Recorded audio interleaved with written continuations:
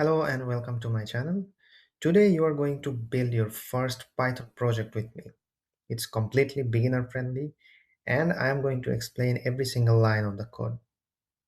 So before we jump in, let's look at a preview of what we are going to build. This is how you build an automatic file organizer using Python.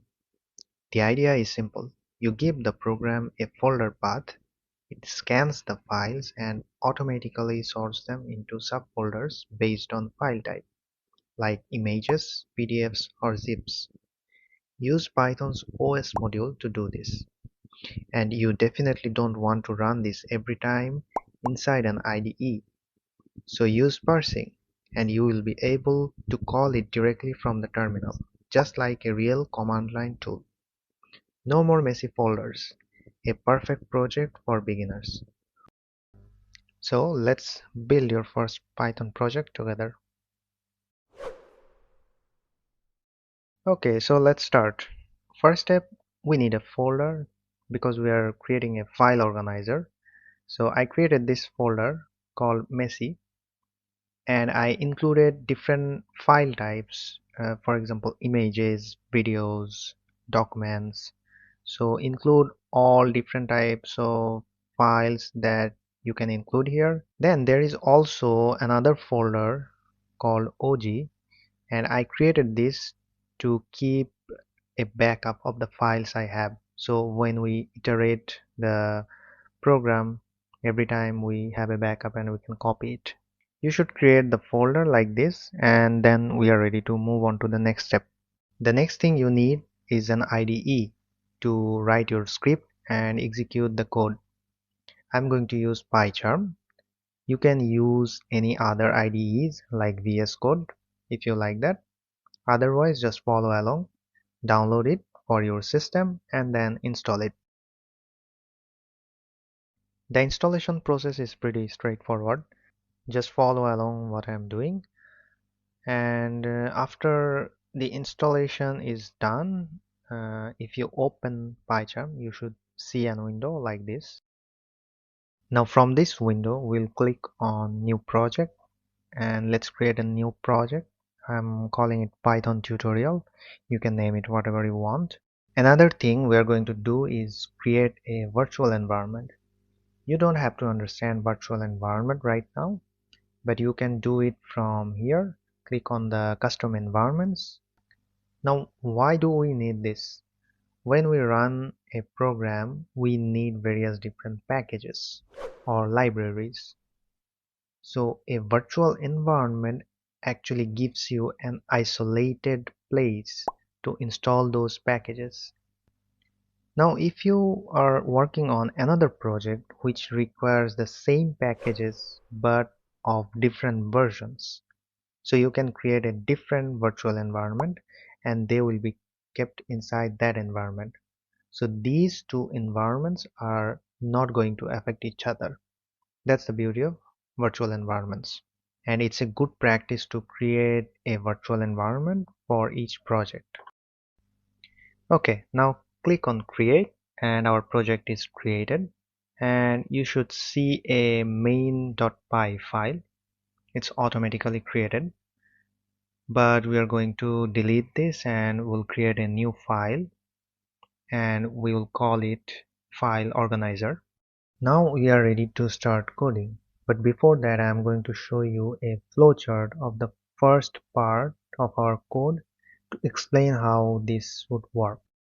As I mentioned earlier, we are going to start the code by asking a user input, and that will be a folder location in your laptop. Then we are going to check if the folder exists.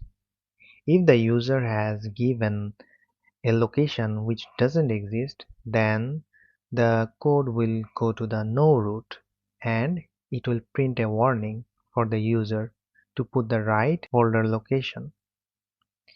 And if the folder exists, then we take the yes root and then the rest of the code will be executed. Okay, now let's get back to our code. We will use functional programming. And let's start by writing the main part of the program. We are going to put the main part of the program inside this if conditional. I'm going to explain in a bit why we are doing that, but before that, let's just write the first part and let's take an input. So to take the folder path as an input, we are going to use Python's built-in function, the input function. And inside the input function, you write a message for the user. Uh, the message that's inside the double quotation mark will show up in the terminal, and then the user will put the path name, and we will have that path inside this variable called folder path. Then we can use it. Let's get back to the question why we are using this if condition. So what does this if underscore underscore name underscore underscore equal quotation double underscore main double underscore mean? Actually, it's a standard practice. So technically, you can run the code without this condition. So let's say we delete this part and we keep it like this. The code will still run. But this single condition actually gives us flexibility to use this script in another program. Let's actually print the name variable and let's run this code. Whenever you run a program in Python, Python assigns the name double underscore main double underscore to that file.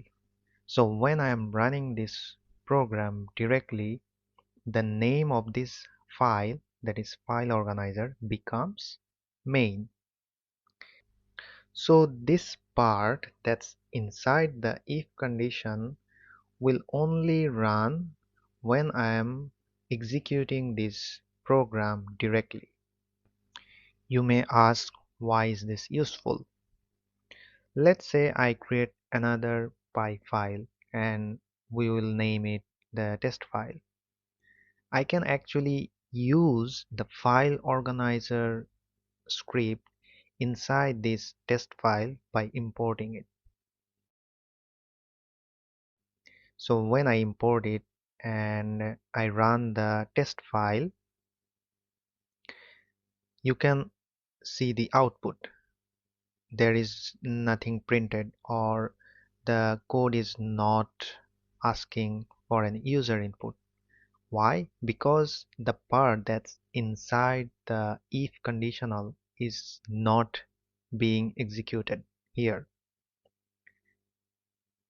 So to actually verify this further, we can print a few lines outside this if conditional. So let's write that.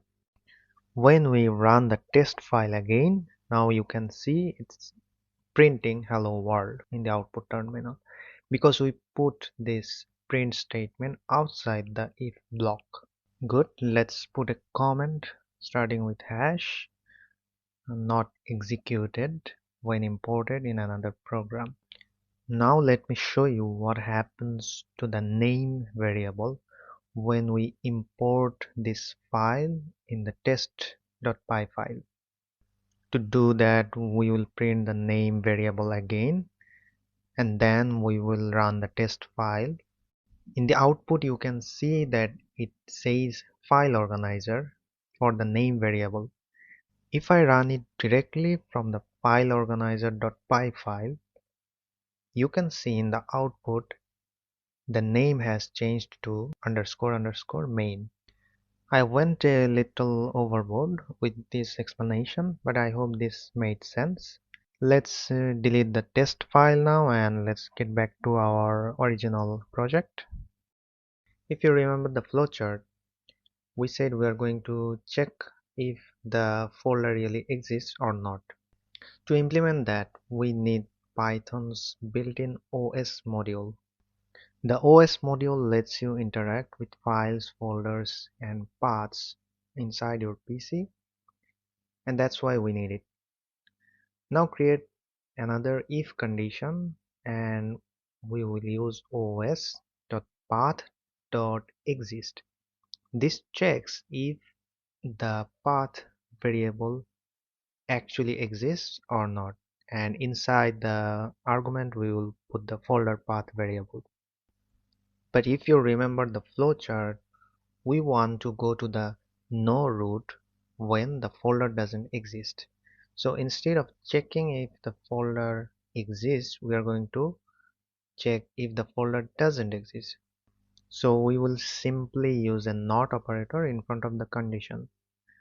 If the path doesn't exist, we are going to print a warning message. So let's do that.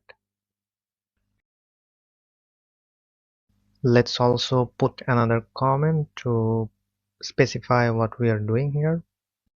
On the other hand, if the folder path does exist, then we will move forward with the program, and we are going to call another function that will organize the files into different folders.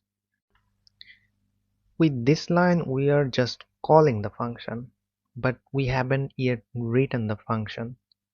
So that means we need a function definition. Let's do that here. And the function definition starts with the keyword def in Python. Let's use the pass keyword for now, so we don't have to run anything, but the function will execute anyway. And now let's put some comments. So this is the function call and this is the function definition. Before moving further from here, it's good to run the program at least once and see if our program is actually executing the way we want it. So let's run it. In the terminal, we see that it's asking for an user input. So let's give it the folder path of our messy folder. You can simply copy the folder path by going into the folder, and we see that the code runs with the code 0. That means it was successfully executed without any error. But there is nothing else happening because we didn't do anything else. So now let's check if our if condition works. So run it again, and this time use a wrong path variable, and you can see that the warning message is printed. That means the if block is executed. So our code is running accurately so far. Next, we have to implement the organize file function. Let's jump back into our flowchart. In the organize file function, we will use a for loop. Why? Because we have already provided the folder path. Now we have to find out the type of each file inside that folder.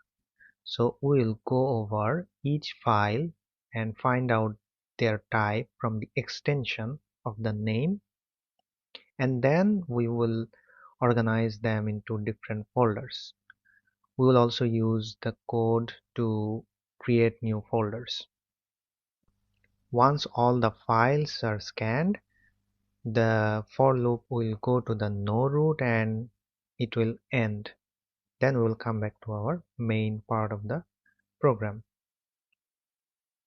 On the other hand, the yes root here actually specifies the operations we are going to do inside the for loop. So let's implement that. Let's remove the pass keyword and write the organize file function. The for loop will run for each file inside our folder. We are using the list directory function from the OS module, which makes a list of all the files inside our path variable. Where is this path variable coming from? The path variable resides inside only this function, and we are passing the value of our folder path using this parameter path in the function, and this is coming from the function call where the argument is folder path. So basically folder path is the argument that's being passed to the parameter of the function. Then let's put some comments for the for loop. Let's actually change the variable name to file name because we are not getting the contents inside the file, we are only getting the names of the files. Let me actually show this. If we go back to the folder and inside the top bar, if we put a slash, then the rest of the file paths will be shown, right? So the os.list directory only takes the last part of this path, that means the file names. But we need to construct the whole path because we will eventually work with the paths of each file. We can use the os.path.join function to do this. The first argument of this parameter will be the main path, that is the path variable, and the second argument will be the file name. If I go back to the folder, then this is the main path, and then the file name will be added. We'll put another comment, and let's put the full path into a variable called file path. The next question is how we are going to categorize the files. We are going to use the extensions from the file names. For example, for a video it's .mp4, for an image it's .png, or it can also be a .jpg. So to make things simpler, we will create a database of various file types. Let's do that. We will use the Python's dictionary data type to do this. Dictionary is a very useful Python data type. It simply has pairs of key and value. If you are familiar with the JSON data format, this is almost the same thing. Let's see this in action. We are calling the dictionary file types. It is written with curly braces, and inside those curly braces you will have the pairs of keys and values. You can consider the keys as some kind of identifier for the values in it. For example, we can use the string image as a key, and for the values of that key we'll put .jpg, .png and other image extensions. In our case, the keys are strings and the values are a list of strings. Okay, so now for the image key, we will put the extensions .jpg, .jpeg and .png. For the video key, let's put .mp4, .mkv and .avi. You can also put other formats. And each key value pair must be separated with a comma. Do the same for the rest of the file types. I'm going to fast forward this. You can follow along.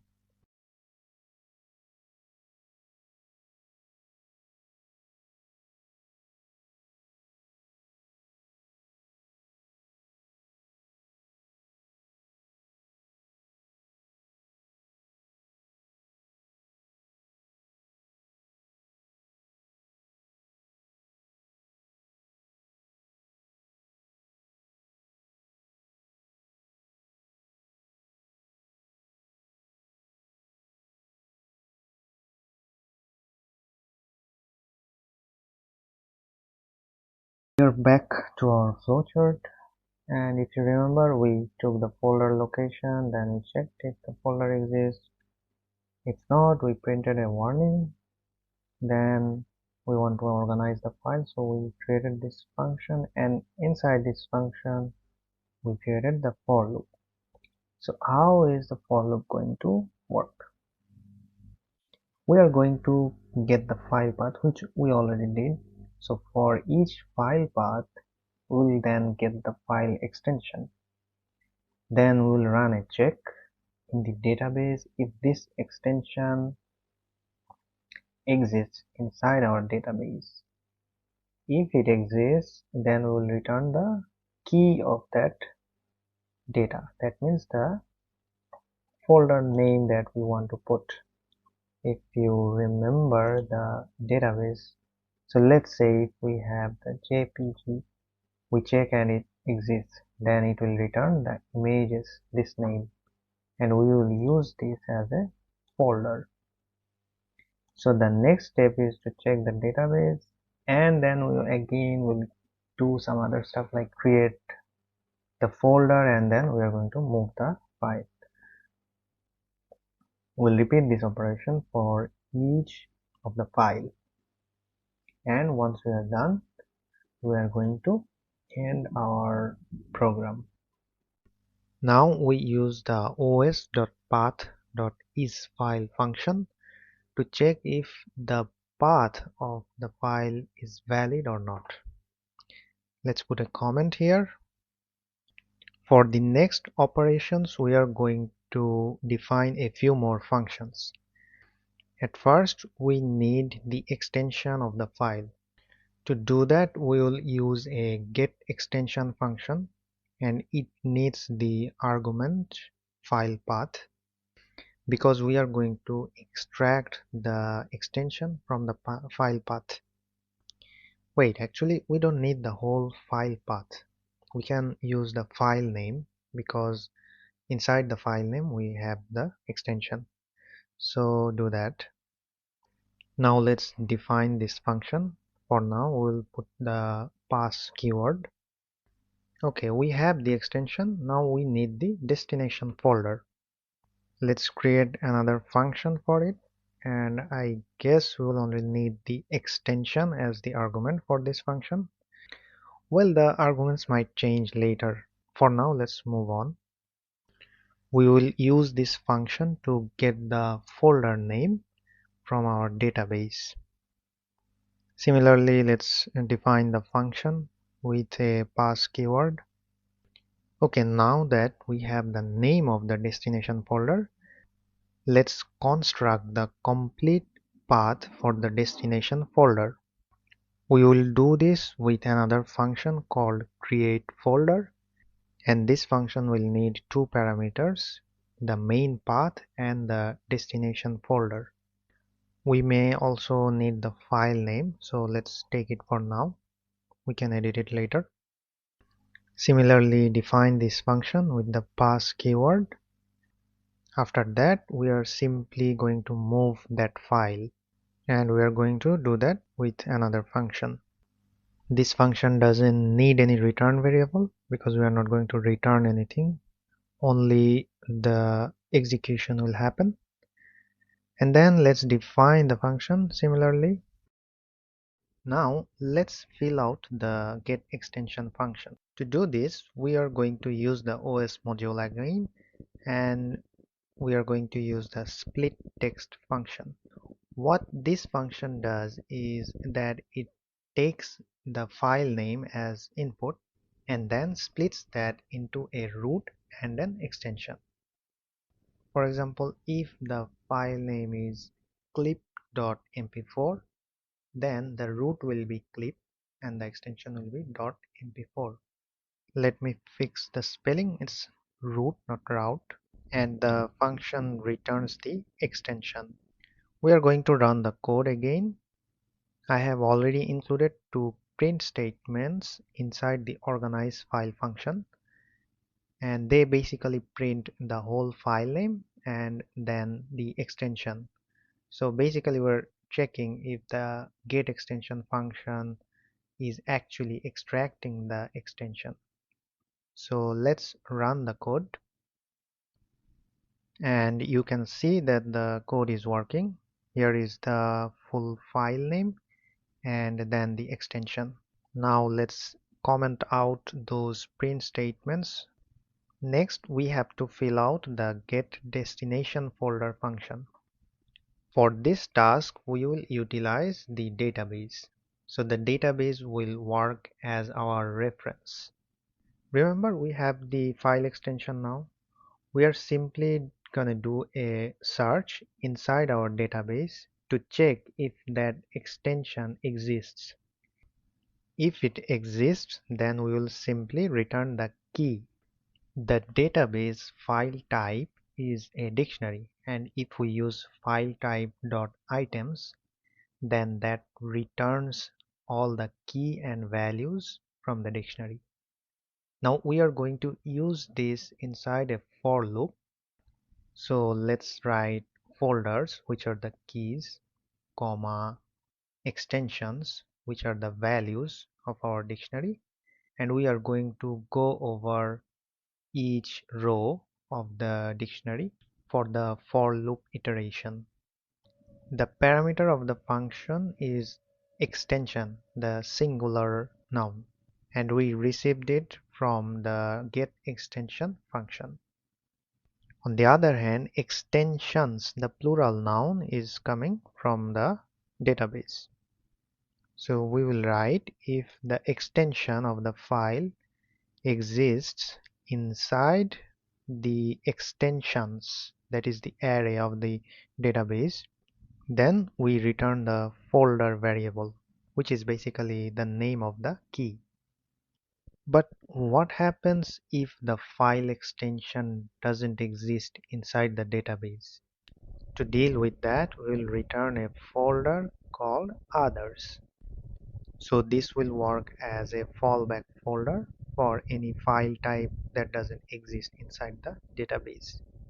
And we must put this return statement outside the for loop because the search must complete. Let's run the code again, and to check if the destination folders are correct, let's print another statement, and we will also need the file names in the terminal. Let's run the code, and now we examine the terminal for outputs. You can see the keys are accurate. That means when it's a video file, we are getting the key videos. When it's an image, we are getting the key images, and so forth. You can also see that for the existing folder, the OG folder, it's not returning any new folder name, and that's exactly what we want. So everything is working as we expected. Great, we have the folder names based on file types, but we have to create those folders. And to do that, we are going to use the function create folder. Let's construct the destination folder path using the OS module.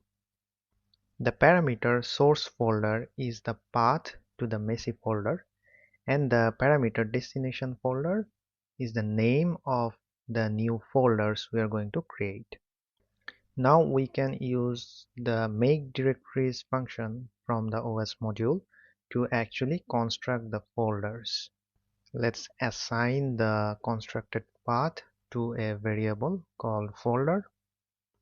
We are also using a built-in parameter for the make directories function. It takes a boolean value, either true or false, and we are going to assign a true value. Why do we need this? If exist OK is equal to false and the folder we are creating already exists, then the code will raise an error and crash. On the other hand, the exist OK equal true parameter will prevent that file exist error. This is enough to create the folders based on the names we received from the previous function.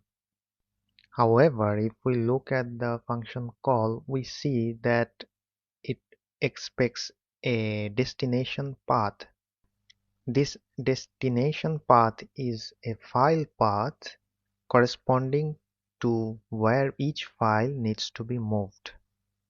It will be a combination of the main path, that is the path to the messy folder, then the corresponding folder names, and then the corresponding file name. So let's do that. And obviously we are going to use the OS module to construct the path again. Finally, we return that path.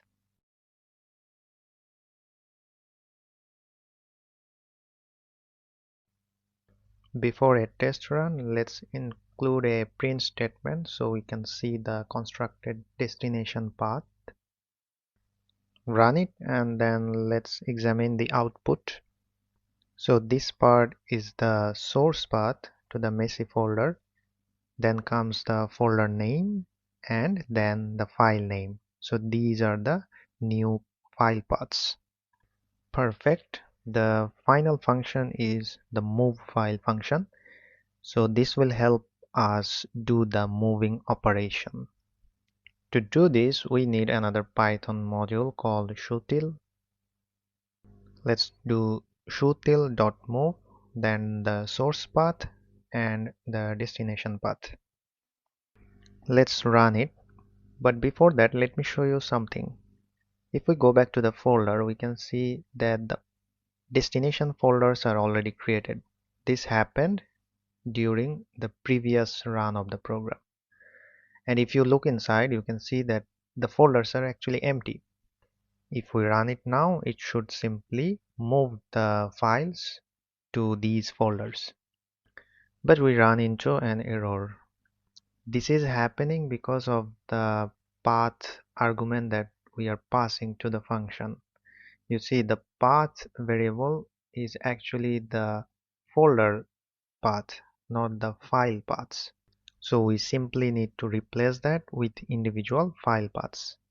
And this is the variable that holds the file paths. Let's run it again, and we can see that the code runs without any error. But let's make sure that our files are actually moved. And we can see that the files are actually moved to their corresponding folders. This is the complete Python script we need. But I mentioned in the beginning that we want to be able to run this script from the terminal. At the moment, to run it, I need to open PyCharm or another IDE, open the file there and then run it. Now we will add parsing to the main block of the code. This will enable us to run code from the terminal. Let me show you what I mean. So if we open PowerShell in Windows, and then we can simply use the cd or change directory command and go to our home location, and then we can use Python and write the file name, which is fileorganizer.py. Then we should also be able to provide a custom folder location that we want to organize. Okay, now to enable this, we need another Python module called argparse. Let's import it first. Now go to the main block, and the first thing we need to do is initiate the parser. So let's write parser equal argparse.argument parser, and inside the parentheses we will write a description of what this code is actually doing.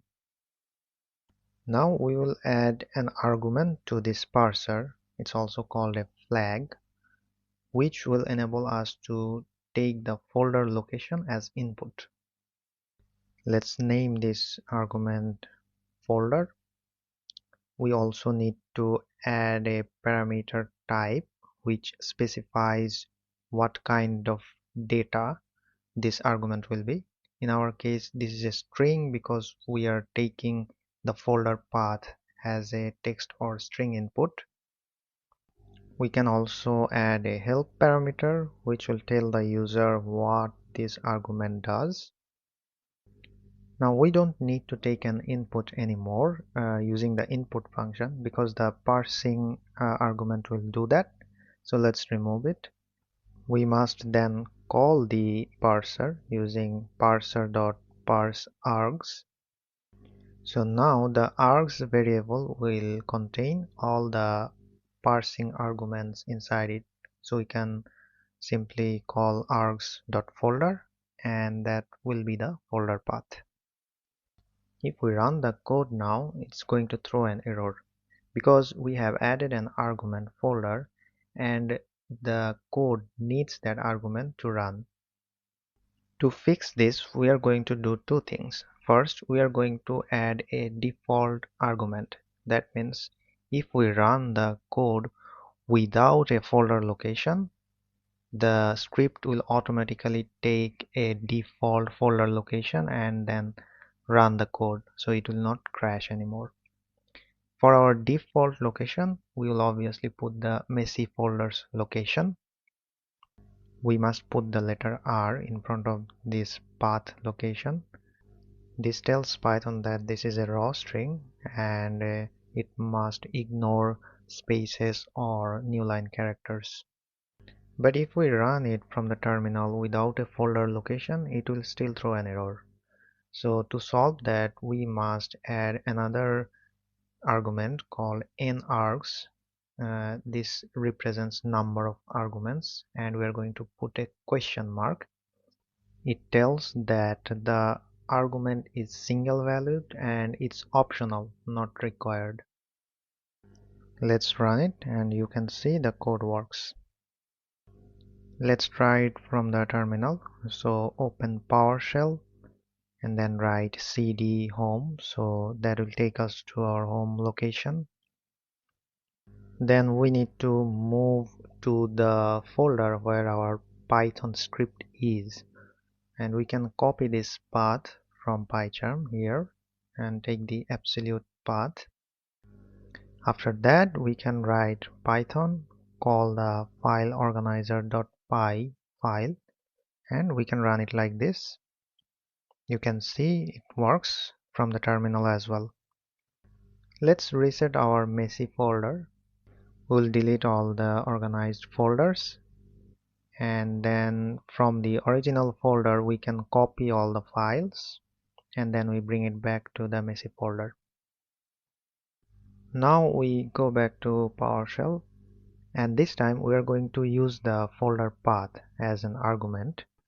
Hit enter and you can see that the code works.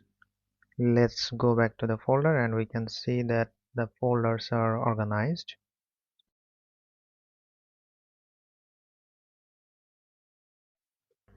But let's try it again with another folder. So this time we will organize the OG folder and copy the path, then run the file from the terminal again.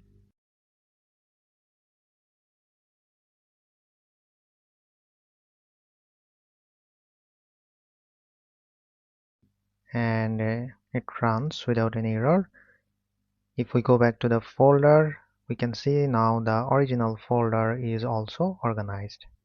So this means that with this script we can organize any folders on our PC, and we can do it from the terminal. That's it. This completes our project. This also marks the end of my Python tutorial series, Learn Python in 10 Days. So congratulations on completing the Python series and this project. I hope this helped you in your Python journey. After this, what should you do? So on day 10 blog post, I have actually listed some of the recommendations. For example, I highly recommend this book by Al Swigert. This was one of the first books on Python that I really enjoyed. It's called Automate the Boring Stuff with Python, and it's completely free to read. So just take a look at it. And then you should always focus on applications. So don't just try to learn everything from Python. Focus on an application domain that interests you, for example, AI or data science. Then focus your programming skills on that domain. So in this channel, I'm going to upload many more tutorials on AI, mostly practical stuff of AI. So subscribe and stay tuned. I know that with the advancements of AI and vibe coding, programming skills are actually losing its place among many people. But I don't quite agree with that, because when you know at least one of the programming languages, at least if you know the basics, you can understand other languages, and you can debug your code or the code that your AI is generating. So the core skill is still important. With that thought, I'll sign off today. Hope to see you on the next tutorial.